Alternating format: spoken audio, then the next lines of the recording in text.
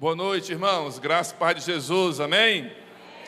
Amém. Que bom estar aqui, conhecendo mais uma parte da família que vamos compartilhar da eternidade juntos.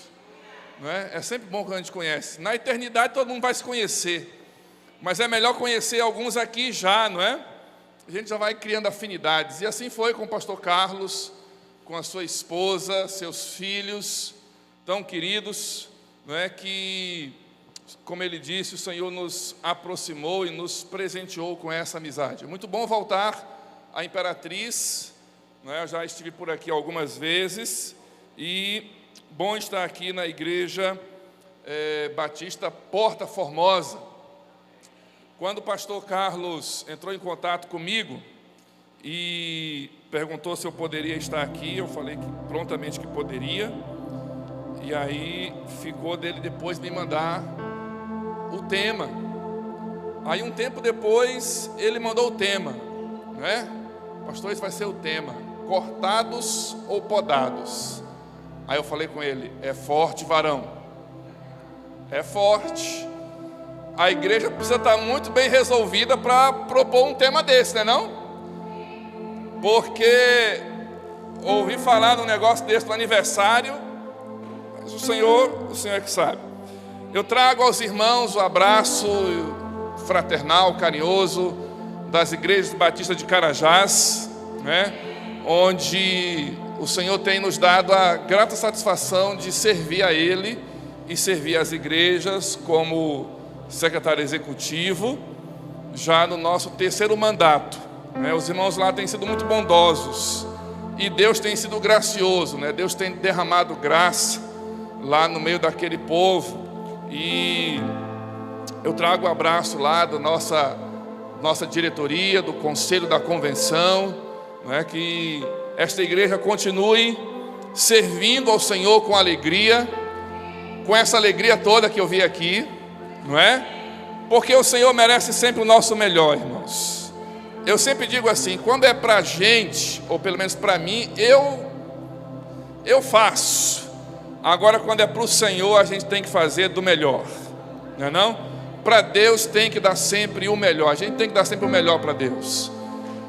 E que os irmãos continuem assim, que o Senhor continue derramando a abundante graça dos céus sobre a vida de cada irmão, sobre a vida do pastor, de sua família, da liderança dessa igreja. Você que exerce liderança nessa igreja, continue firme, servindo ao Senhor. Esse é o nosso propósito, esse é o nosso chamado, não é? É para isso que estamos aqui. Queridos, quero convidar você a abrir a sua Bíblia aí, no Evangelho de Lucas, no capítulo 13. Abra a sua Bíblia em Lucas, capítulo 13. E o texto que nós vamos pensar essa noite é um texto que fala da primeira parte do tema, né? Cortados. Vixe. Como diz o pastor, seja forte, varão.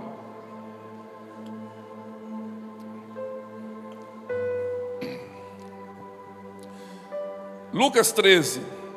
Antes da leitura, deixa eu fazer uma rápida explicação sobre o tema, sobre o que eu entendi e o que o Senhor me falou sobre o tema que os irmãos propuseram: cortados ou podados. Essas duas palavras, elas têm a ver com uma figura bíblica, e a Bíblia fala muito da questão da agricultura, não é? A plantação era uma questão muito presente nos tempos bíblicos, tanto no Antigo como no Novo Testamento.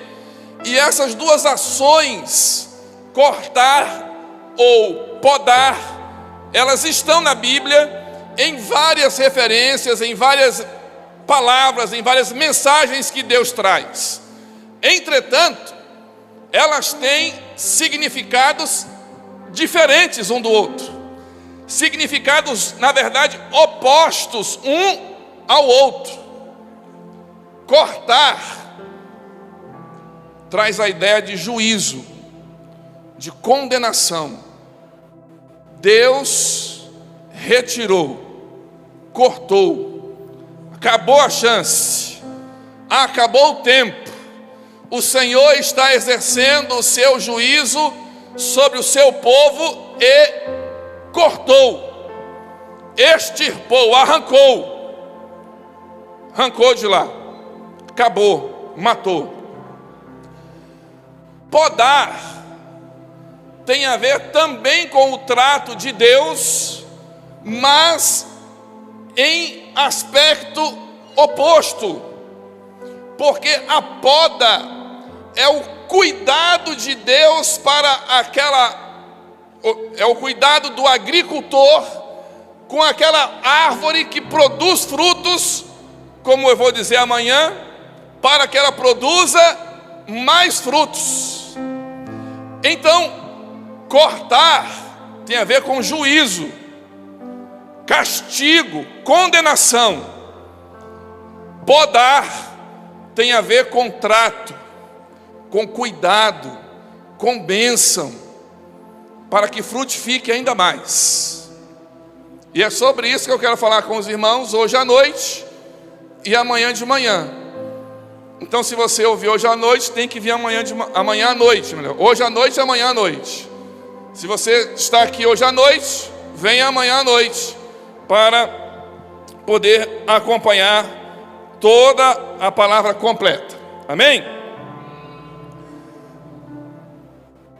Segunda observação a título da introdução ao tema é que nós todos, irmãos, precisamos ter consciência de que tudo aquilo que nós fazemos, tudo aquilo que eu e você fazemos, está sendo visto por Deus.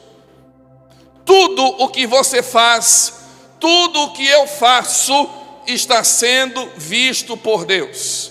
Salomão escreve em Eclesiastes, no final do livro de Eclesiastes, nos dando uma advertência muito séria. Ele diz assim: cuidado, Deus vai trazer a juízo todas as coisas, até as que estão encobertas.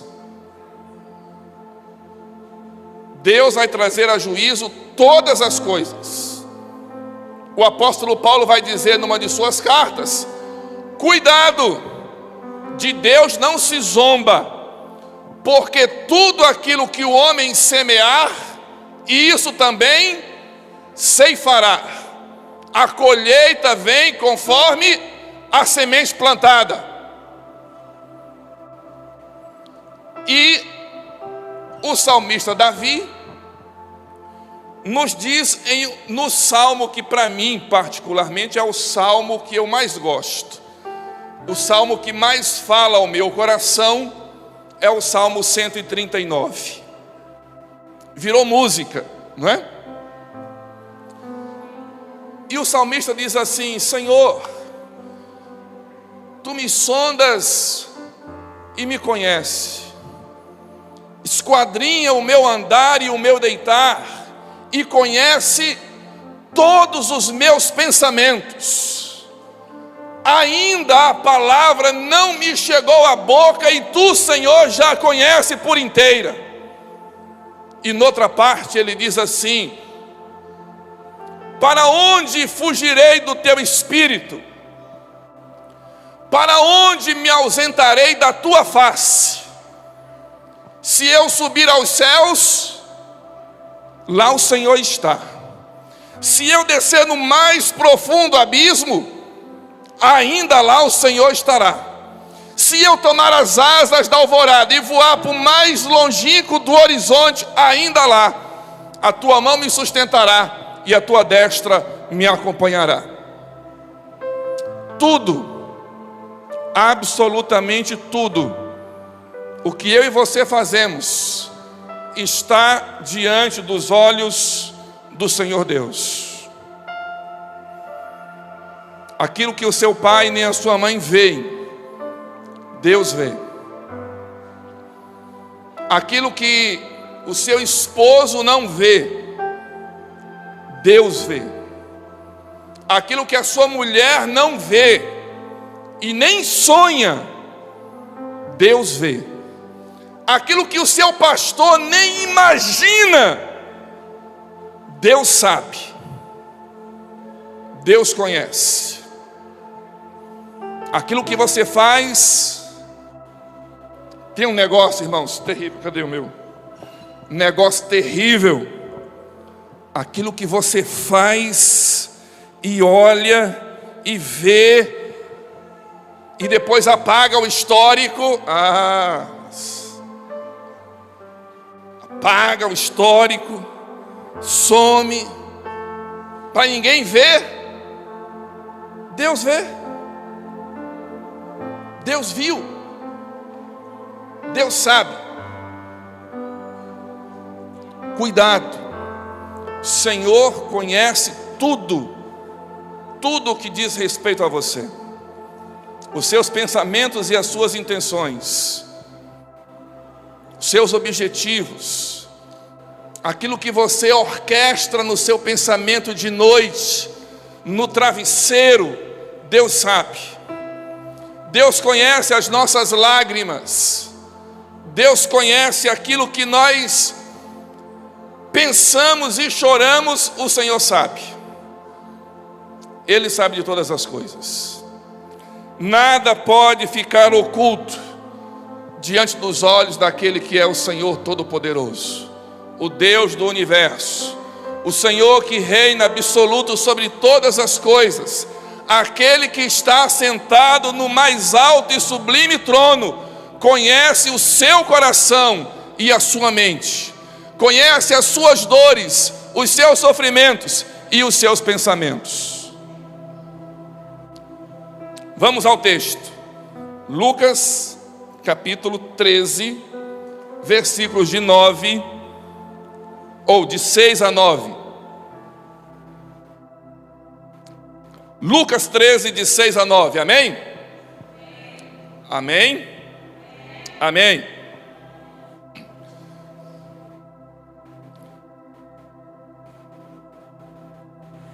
Diz assim: então contou esta parábola. Um homem tinha uma figueira plantada em sua vinha. Foi procurar frutos nela e não achou nenhum. Por isso disse ao que cuidava da vinha: já faz 3 anos que venho procurar fruto nessa figueira e não acho. Corte-a, porque deixá-la inutilizar a terra. Respondeu o homem: Senhor, deixa por mais 1 ano, e eu cavarei ao redor dela e a adubarei.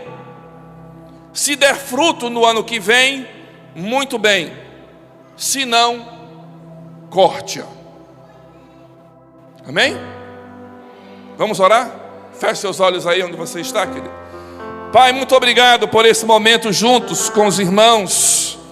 Obrigado pela existência dessa igreja plantada aqui pelo Teu Espírito Santo para proclamação da Tua palavra. Glórias ao Senhor por todos esses anos em que o Evangelho do Senhor tem sido pregado. Nós te bendizemos, nós te louvamos por todos aqueles que através desse trabalho, dessa agência dos céus, puderam conhecer a Jesus Cristo como seu Salvador. Obrigado pelos irmãos que estão aqui agora, que fazem parte deste corpo, pela vida do pastor Carlos, de sua família e de toda a liderança dessa igreja. Continua a derramar a graça, a bênção, misericórdia do Senhor, a sabedoria do Senhor sobre esta igreja, e que ela continue sendo, ó Deus, uma agência do Teu Evangelho, uma agência dos céus, para transformação de vidas aqui neste lugar. Fala conosco agora pela Tua palavra, pelo poder que está nela. Nós te oramos e te agradecemos em nome de Jesus. Amém. Esse texto fala de uma, como eu disse nos irmãos, uma ilustração de uma vida na agricultura, uma vida no campo. Um homem tinha uma vinha e no meio da sua terra, entre as vinhas, havia uma figueira. Irmãos, toda vez que alguém planta uma árvore frutífera, está esperando o que dela? O que, irmãos? Frutos. Deixa eu contar uma experiência para os irmãos, pessoal. A minha sogra mora em Manaus, e ela vem nos visitar de tempos em tempos, né? Porque é muito longe. Então ela vem assim, acho que já faz uns 3 anos. Ela deve vir, ela está falando de vir agora, por esse ano agora. Então ela vem, e quando ela vem, ela passa assim uns 2 meses. É uma temporada, né? Ela não é uma visita, ela vem para passar uma temporada com a gente. E aí ela fica lá em casa. E quando ela chega na minha casa, irmãos, a minha sogra, ela toma conta da casa. Sogra, cuidado, a sua casa é a sua casa, a casa da sua nora é a casa da sua nora, né? A casa é dela. Mas a minha sogra vem e ela toma conta da casa. E aquilo, irmãos, durante um tempo eu ficava com raiva daquilo. Porque ela chegava lá em casa, aí ela tirava o copo daqui e colocava lá. Ela tirava essa bancada daqui e colocava lá no canto. Ela mudava o sofá, ela mudava a mesa, ela mudava tudo na minha casa, ela mudava. E eu ficava com uma... Aí eu fazia uma coisa que os homens não devem fazer. Eu ia reclamar com a minha mulher. E aí eu colocava a minha mulher entre mim e a minha sogra. Olha que situação difícil, irmãos. Falta de maturidade, não é não?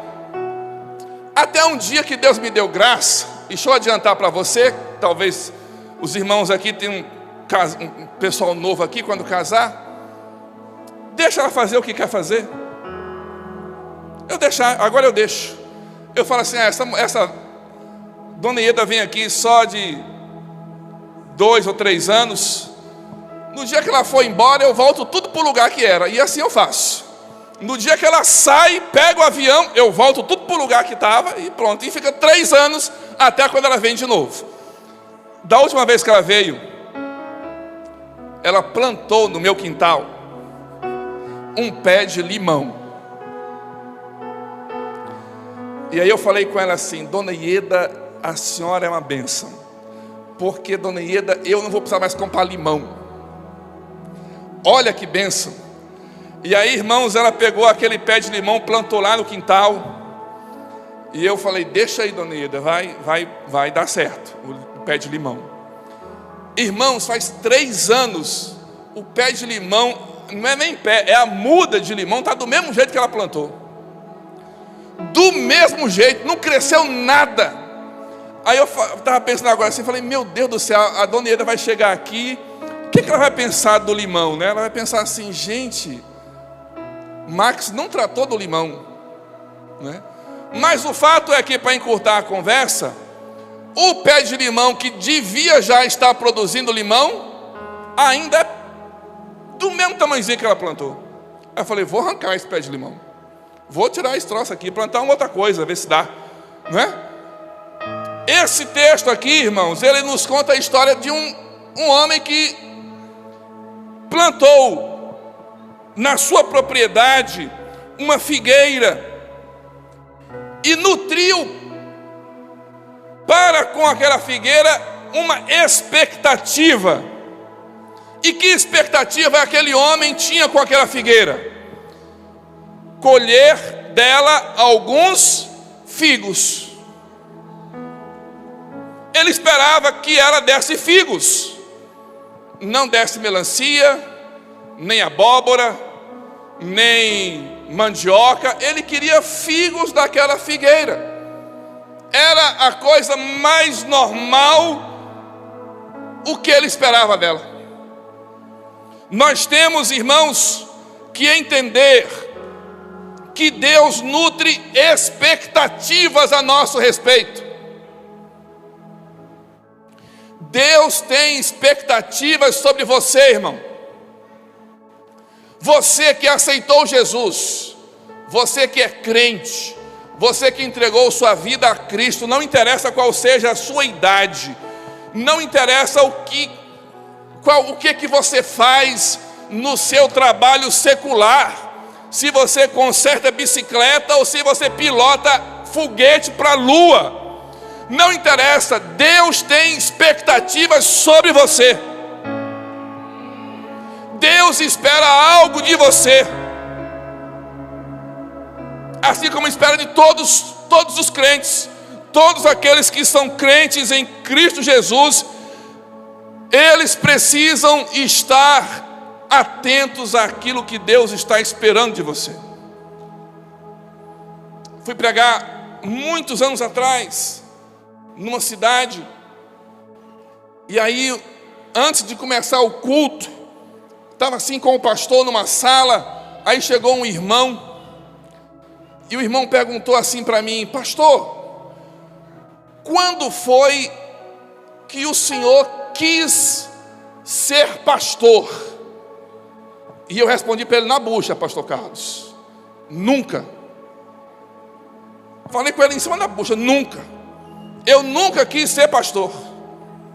Eu queria ser professor de educação física e piloto de avião. Eram esses os meus sonhos. Era essa a minha expectativa. Era isso que eu sonhava. Mas não eram esses os sonhos de Deus para mim.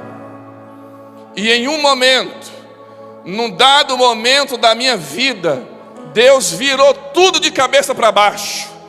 E eu me lembro até hoje, nítida e claramente, no dia 3 de novembro de 1995, na cidade de Macapá, no Amapá,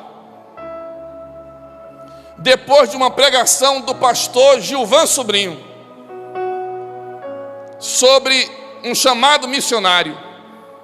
Olha para você ver como é que são as coisas. O pessoal começou, ele pediu para cantar a música, e o grupo de louvor começou a cantar aquela música, Oferta de Amor. Conhece aquela música, pastor? Vem o Senhor minha vida oferecer, como oferta de amor e sacrifício. Irmãos, eu comecei a chorar. E eu comecei a chorar que eu não me controlava. E quando o pastor fez o apelo missionário, eu vim à frente. E eu me ajoelhei chorando. Mas eu chorava que eu queria parar de chorar, eu não conseguia parar de chorar. O culto acabou e eu fiquei chorando na frente. Acredita nisso? O culto acabou e eu fiquei chorando. 2 meses depois, eu estava no seminário, chegando no seminário. Ficou para trás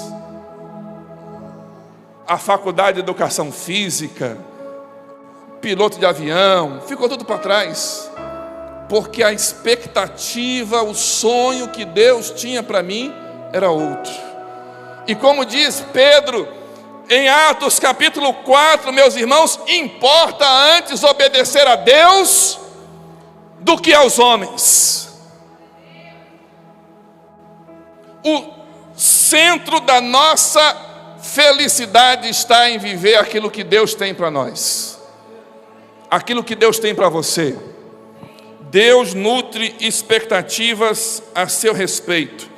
Quais são os sonhos, os propósitos e as expectativas de Deus para você? Há muitas pessoas, só dizer isso aqui para você, talvez seja o seu caso, e se for, eu espero que entre como flecha no seu coração. Há muitas pessoas que sabem o que Deus quer delas, mas relutam em aceitar o chamado de Deus. Há muitas pessoas lutando contra o chamado de Deus. Cuidado, muito cuidado. Não é boa coisa, não é proveitoso ao homem fugir dos planos de Deus. Segunda coisa, meus irmãos, que nós precisamos entender com base nesse texto, é que além de expectativas, nós temos privilégios. Eu e você somos privilegiados. E quando eu pensava nisso aqui, esses últimos dias, eu me lembrei de uma história que eu ouvi acerca do pastor Billy Graham. Quem já ouviu falar do pastor Billy Graham? Pastor Billy Graham, um dos maiores pastores que viveu neste mundo. Um homem que pregou, que fez parar uma guerra para que ele pregasse num campo de futebol. O homem que pregou fez a primeira conferência, no tempo que nem existia negócio de chamada online, live. Billy Graham fez uma conferência que foi transmitida para o mundo todo simultaneamente. Pastor Batista, Billy Graham. A história conta que Billy Graham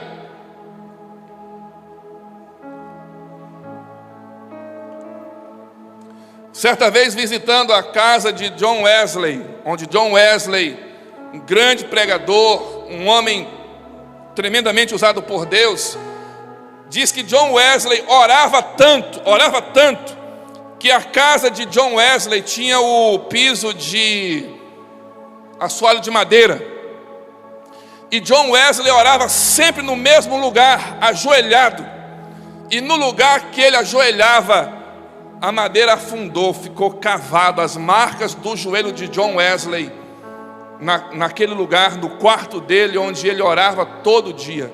Conta-se que Wesley ajoelhava para orar e ficava orando, ajoelhado por mais de 4 horas consecutivamente. Quando eu li essa história, eu fiquei quase sentindo que eu nem era crente, irmãos. E Billy Graham foi um dia visitar a casa de John Wesley, numa excursão que a professora da escola dominical fez, e de repente o menino Billy Graham sumiu do grupo. E quando foram procurar o menino Billy Graham estava ajoelhado sob as marcas de John Wesley. E dizem que orava a Deus falando o seguinte: Senhor, faz de novo. Faz de novo. E Billy Graham se tornou então o maior dos pregadores,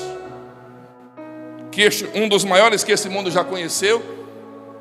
Billy Graham, para você ter ideia, foi conselheiro de todos os presidentes dos Estados Unidos da América enquanto ele estava vivo. Todos os presidentes, fossem eles do Partido Republicano ou do Partido Democrata, todos os presidentes dos Estados Unidos se aconselhavam com Billy Graham. E uma vez, é aqui que eu quero chegar, uma vez um grupo de políticos foi à casa de Billy Graham, na intenção de levá-lo a aceitar concorrer à presidência dos Estados Unidos. E ele recebeu aquele grupo de políticos na casa dele, conversaram, e quando eles falaram assim: Billy Graham, nós viemos aqui porque você deve ser o novo presidente dos Estados Unidos. Billy Graham, pastor, pregador do Evangelho, respondeu a eles: eu não vou me rebaixar a esse ponto. Eu sou pregador do Evangelho. Eu sou pregador do Evangelho. Não vou me rebaixar a ser presidente dos Estados Unidos. Já pensou, irmãos, o que é isso? É alguém que entende o privilégio que há sobre a vida dele de ser alguém chamado por Deus para pregar o Evangelho. Deus nos chamou, Deus olhou para mim e para você e falou assim: eu quero esse homem, eu quero essa mulher, eu quero esse jovem, eu quero essa moça, eu quero esse adolescente, ele será meu. Entendeu? Ele será meu pregador, meu mensageiro, meu enviado, alguém que eu vou usar para tocar em outros. Ele vai ser meu instrumento, ele vai ser a minha boca, ele vai ser a minha mão, ele vai ser a minha voz. É isso que Deus quer com você. E tem gente querendo se rebaixar para ser prefeito, vereador, podendo ser pregador do Evangelho. Podendo ser pregador do Evangelho. Nós temos um grande privilégio que o Senhor nos tem dado. Agora, a pergunta é: o que você tem feito com esse privilégio que Deus lhe tem dado? Como você tem tratado isso? Como você tem valorizado isso, querido?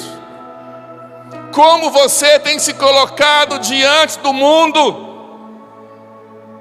diante dessa responsabilidade, desse privilégio que Deus tem dado a você, para ser a boca dele nesse mundo? Meus irmãos, muitas vezes nós estamos ao lado de pessoas aflitas, pessoas angustiadas, pessoas que estão com o coração apertado, e a gente senta lá no banco esperando o atendimento que demora, e a gente fala de política, a gente fala do Lula, a gente fala do Bolsonaro, a gente fala do calor, a gente fala do preço da carne, a gente fala do preço do arroz, do preço do Guaraná Jesus, a gente fala de um monte de coisas e não fala de Jesus. A gente teve agora, lá na nossa convenção, a Assembleia da Convenção foi agora no início de setembro, e nós levamos a carreta missionária. Já viram a carreta missionária da convenção? Levamos para lá. Aí o dentista estava lá, aí, recebendo o pessoal, 4 dentistas recebendo um monte de médico, um monte de nutricionista, aquele negócio lá e tal. Aí, na hora que eu cheguei lá, entrei para dar uma olhada como é que estavam os atendimentos. Aí perguntei a um amigo meu que é dentista, falei com ele assim: e aí, doutor, como é que está? Ele falou assim: tudo bem, pastor, está ótimo, obrigado, irmão. Aí eu falei assim: e o moço aí? Ele falou: está aqui, está bem, chegou aqui para limpar os dentes. Aí eu falei: e aí? Aí o dentista falou assim: eu falei que vou limpar os dentes, mas Jesus pode limpar o coração. O cara lá sentado, só isso, escutou de Jesus, assim: vou limpar os seus dentes, mas o seu coração, a sua alma, quem pode limpar, quem pode tratar é Jesus. Que privilégio é! Mais do que cuidar do dente de alguém, falar de Jesus para alguém. E você tem esse privilégio, irmãos. Eu e você, como pregadores do Evangelho, como mensageiros de Jesus, podendo testemunhar da graça, do amor, da misericórdia dele. Faça isso. Pregue, porque o Senhor tem expectativas a seu respeito. Terceira observação, meus irmãos, no versículo 8. O cuidador daquela plantação olha para o dono e diz assim: Senhor, deixa por mais esse ano, e eu cavarei ao redor dela e adubarei. Aquela planta que não estava produzindo frutos iria receber uma nova oportunidade e novos recursos.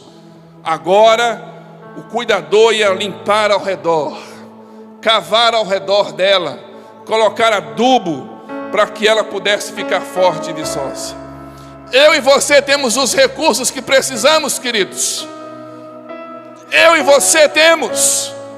O Senhor Jesus prometeu aos seus discípulos em Atos capítulo 1, versículo 8. Ele diz assim: mas recebereis poder ao descer sobre vós o Espírito Santo, e então, o quê? Vocês serão minhas testemunhas. Ah, pastor, mas eu sou tão tímido. Mas você tem o Espírito Santo, irmão. Ai, pastor, mas eu tenho tanto medo. Mas você tem o Espírito Santo, crente. Ai, pastor, mas eu não sei o que falar. Mas você tem o Espírito Santo de Deus. O Espírito Santo que reveste você de poder, de graça, de sabedoria e capacita você para falar o que você deve falar. Deixa eu contar uma outra experiência. Contar uma outra experiênciazinha, rapidinho. Uma vez eu estava pastoreando em Rondon. Quando acabou o culto domingo à noite, aí chegou uma irmã para mim e falou assim: pastor, a minha vizinha, ela está com câncer.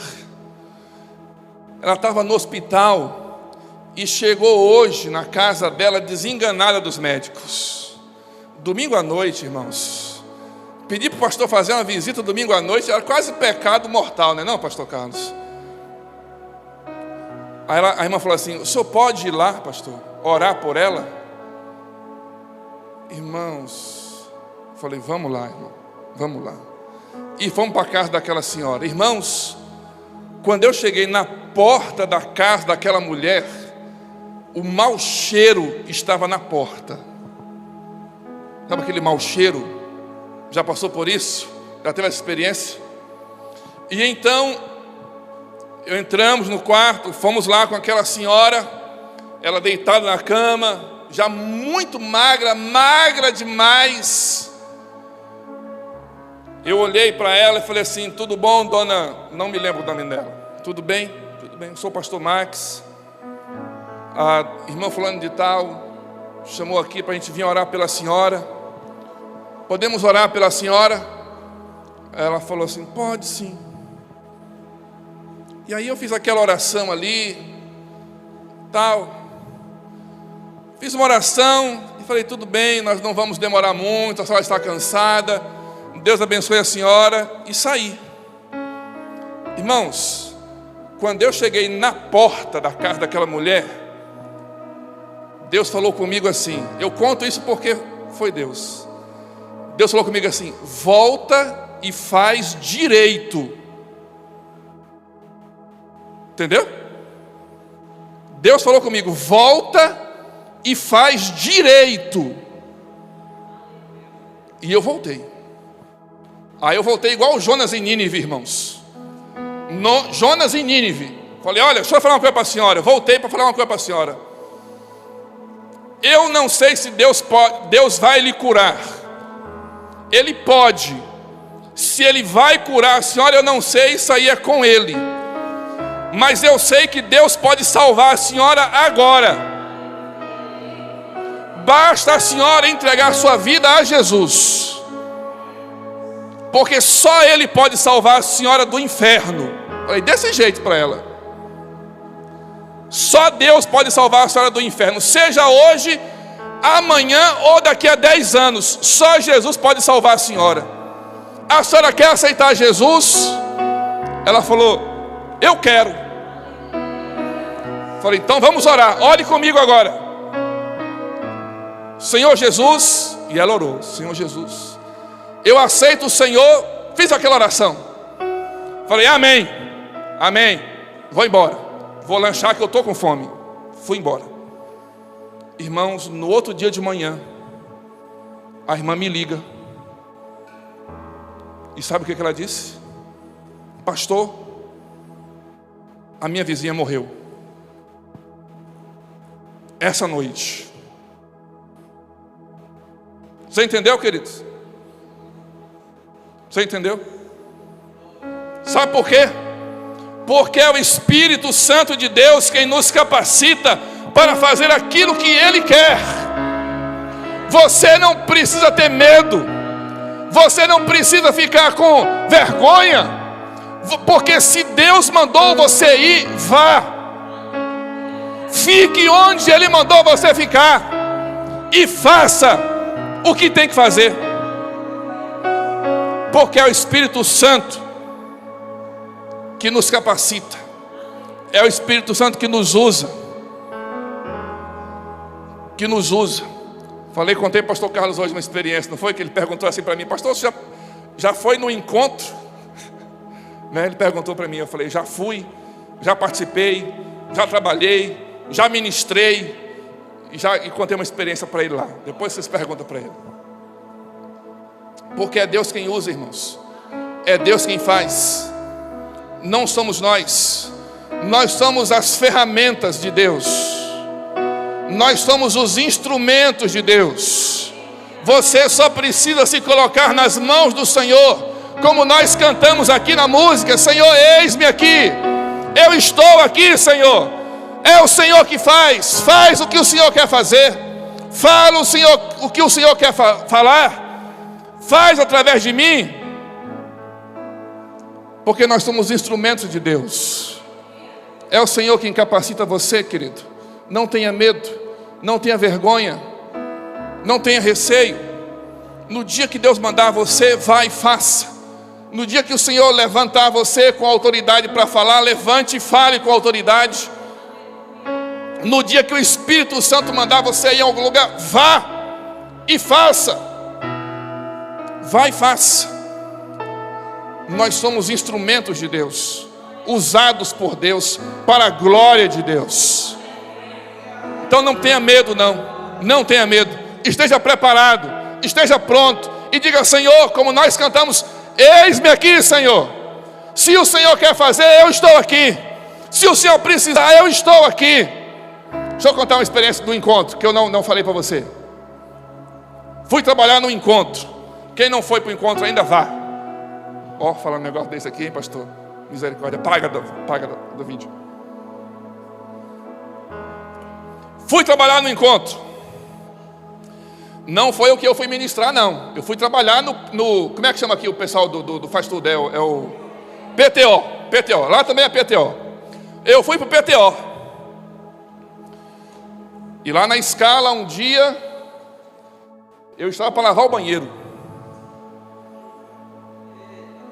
E aí eu fui para lavar o banheiro. Fui lá lavar o banheiro, irmãos. Fui lavar o banheiro. Peguei o balde, a vassoura e fui lavar o banheiro. Lavei o banheiro. Na hora que eu estou lavando o banheiro, chega um encontrista. Ele entrou no banheiro. Eu fiquei fora. Ele usou o banheiro, saiu, eu entrei para o banheiro para terminar de lavar o banheiro. Vai embora. Na chegada do encontro, aqueles testemunhos, aí todo mundo falando. Aí ele pediu para falar: irmãos, o encontro foi tremendo. O encontro foi tremendo. Deus falou comigo, isso, aquilo, outro. Mas, irmãos, o momento que mais me marcou no encontro foi um momento em que eu levantei para ir no banheiro. E ele falou assim: quando eu entrei no banheiro, o pastor Max estava com uma vassoura, um rodo, lavando o banheiro para eu usar, irmãos. E eu falei: glória a Deus, glória a Deus. Porque é Deus que faz. Porque nós somos só instrumentos usados por Ele, para a glória dEle, para fazer o que Ele quer fazer de nós. Deus é quem faz de nós o que Ele quer fazer, e Ele nos capacita. Então não tenha medo. Agora, em último lugar, para finalizar por hoje, nós temos uma oportunidade que nos está sendo dada, que nós não podemos negligenciar. Olha o que o texto diz no versículo 9. Olha o que o texto diz no versículo 9.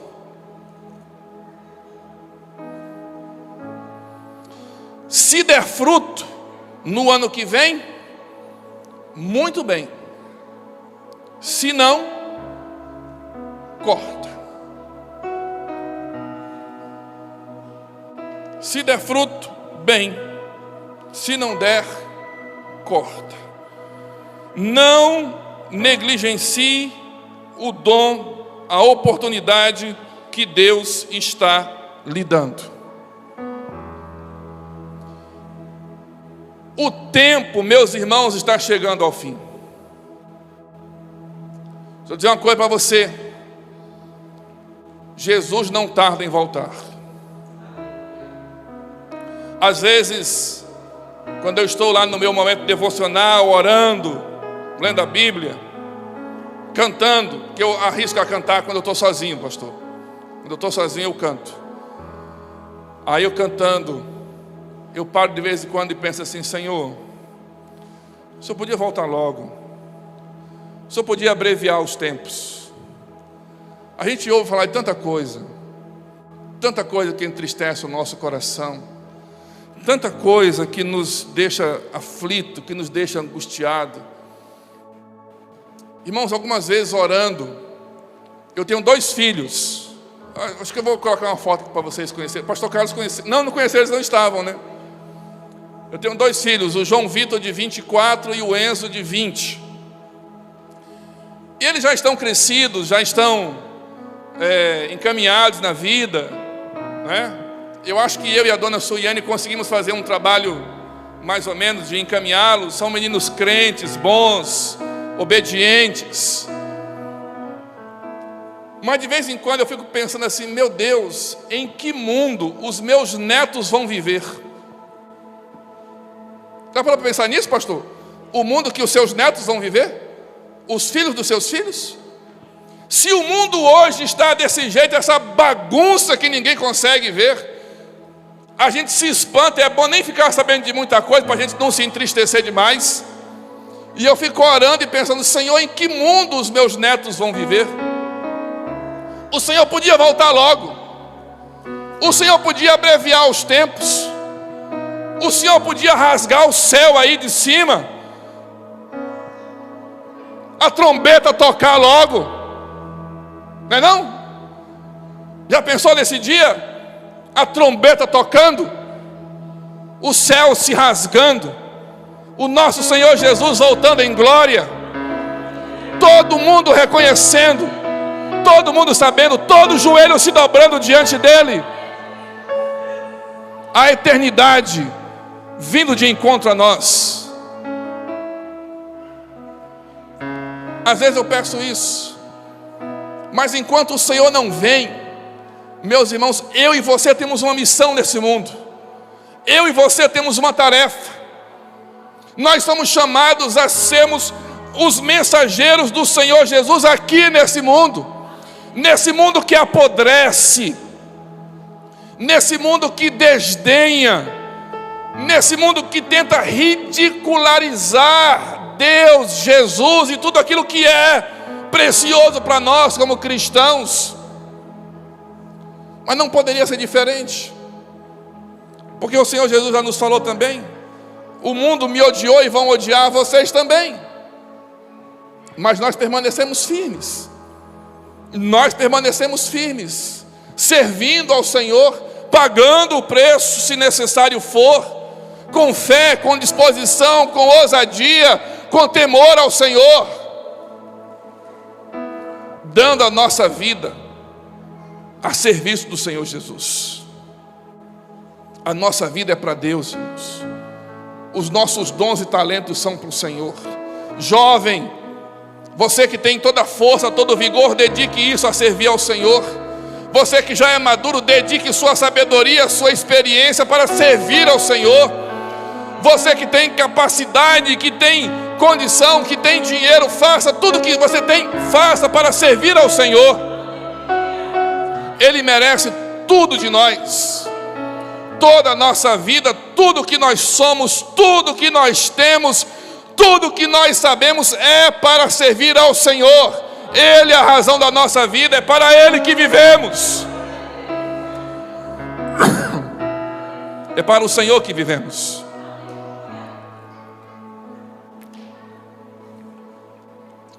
Um dia, eu e você estaremos diante do Senhor Jesus.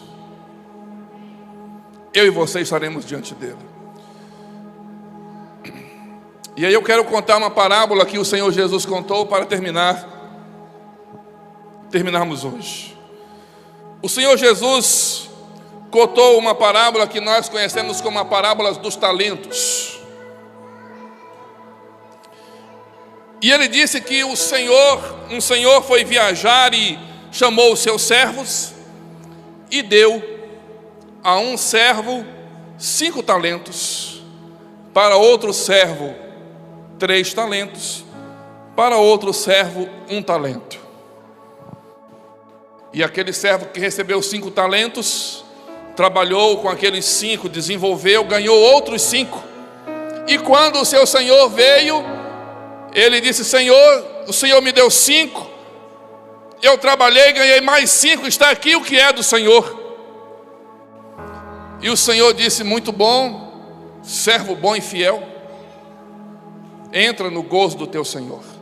O outro que recebeu 3 talentos, trabalhou com aqueles 3 talentos, desenvolveu, ganhou outros 3, produziu, frutificou, multiplicou, ganhou mais 3. E no dia que o seu senhor veio, ele entregou para o seu senhor: está aqui, Senhor, o Senhor me deu 3, eu ganhei outros 3, está aqui o que é do Senhor. Também entra no gozo do seu Senhor. Aquele que recebeu 1 talento, preste atenção, preste bem atenção. Aquele servo que recebeu 1 talento, quando o seu senhor veio, ele disse assim para o seu senhor: Senhor, eu sei que o Senhor é justo e fiel, que colhe onde não planta, mas o Senhor me deu 1 talento, e eu enterrei, e está aqui o que é teu. E o Senhor fala: mas espera aí, você sabia que eu sou justo, que eu sou fiel, que eu colho onde não planto, e mesmo sabendo de tudo isso, você pegou o que eu te dei e enterrou. É isso mesmo.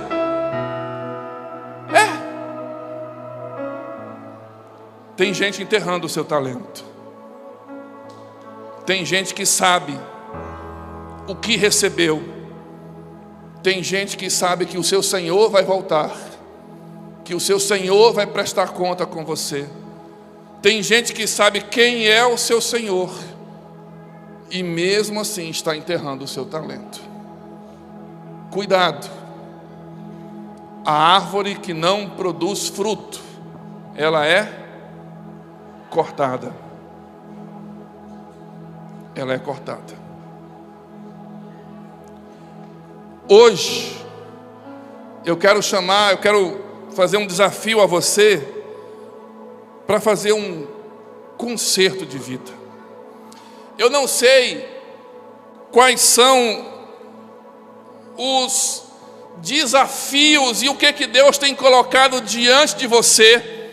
Eu não sei quais são os talentos que Deus tem te dado, mas eu queria hoje à noite chamar você a fazer uma consagração de sua vida e dizer: Senhor, eu vou entregar ao Senhor tudo eu vou entregar para o Senhor. Eu quero chamar o grupo de louvor aqui. Grupo de louvor. Eu gosto de chamar assim na hora, irmãos. Na hora, pronto, preparado, na hora. Aquela mocinha ali cantou a música. Você, filha, pode ir para cá. A música que aquela mocinha ali cantou, como é o nome dela? Aquela lá? Cadê ela? Sumiu? Não. Foi arrebatada? Não, está ali. Vamos cantar a música que a Gabi cantou. E durante essa música que fala de dedicação, fala que a sua vida é exclusiva para Deus. Eu queria perguntar a você: a que Senhor sua vida tem servido? A quem você tem servido? A que propósito os seus dons, os seus talentos, o seu tempo tem servido? Você tem dedicado a sua vida a que objetivo, querido? Para quê? Para que você tem vivido? Você tem vivido para quê? Para conseguir um outro diploma na faculdade, para colocar na parede? Você tem vivido para conseguir uma promoção no seu emprego? Você tem vivido para conseguir um aumento no salário da firma? Você tem vivido para construir uma casa melhor com piscina? Você tem vivido para trocar o carro? Você tem vivido para fazer aquela lipo 3D, não sei o que lá mais das quantas, e vai tudo ser queimado no inferno? Eu queria dizer a você nessa noite, em nome de Jesus, mude as prioridades da sua vida e coloque como objetivo principal de sua vida viver para servir ao Senhor Jesus. A partir de hoje, não é para conseguir passar no concurso, é para servir a Jesus. A partir de hoje, não é para passar na faculdade, é para servir a Jesus. A partir de hoje, não é para trocar de carro, uma BMW, é para servir a Jesus. Se você quiser fazer um concerto com o Senhor hoje, e eu desafio você a fazer isso essa noite, entregar sua vida, os seus dons, os seus talentos, o seu tempo, a sua influência para o Senhor Jesus, dizendo: Senhor, eu quero viver para te servir. Eu quero convidar você a vir aqui.